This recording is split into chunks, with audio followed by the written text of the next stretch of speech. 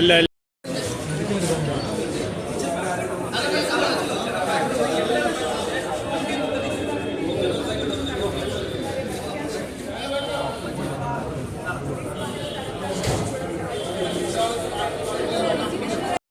നിയമപരമായ കാര്യങ്ങളിൽ പൂർണ്ണമായി സഹകരിക്കാൻ തീരുമാനിച്ചു. ആ പ്രശ്നമില്ല. പക്ഷേ അവിടെയും കോടതിയിൽ ഞങ്ങൾ പറഞ്ഞ കാര്യങ്ങൾ നിലനിൽക്കുകയാണ്.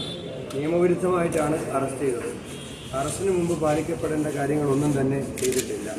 3 ഏത് സമയം ജനങ്ങൾക്കിടയിലുള്ള ഒരു പൊതുപ്രവർത്തകനെ എളുപ്പം കാലത്ത് വീട് വളഞ്ഞ് അറസ്റ്റ് ചെയ്യേണ്ട കാര്യമൊന്നുമില്ല.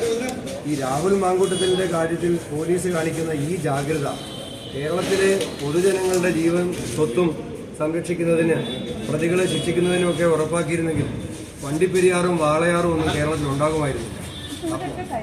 ഇപ്പോൾ ഒരു അസുഖം ഉണ്ടായിരുന്നു. അതും ചികിത്സയില്ലാതെ തുടങ്ങിയ കാര്യങ്ങൾ കൂടി പ്രതിഭാഗം ഉന്നയിച്ചിട്ടുണ്ട്. അതിന്റെ അടിസ്ഥാനത്തിലാണ് മെഡിക്കൽ പരിശോധന.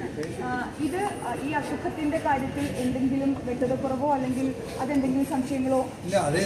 അത് സംബന്ധിച്ചിട്ടുള്ള ആശുപത്രി രേഖകളൊക്കെ തന്നെ കോടതിയിൽ കൊടുത്തിട്ടുണ്ട്.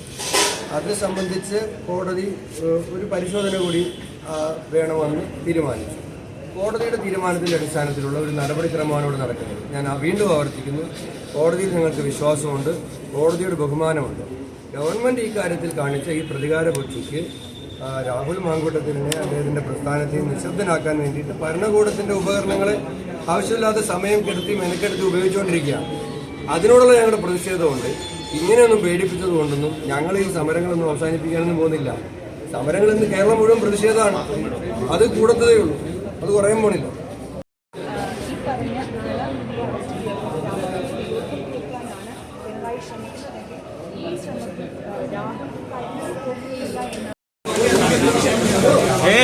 ബാക്കിൽ വണ്ടിയുണ്ട്.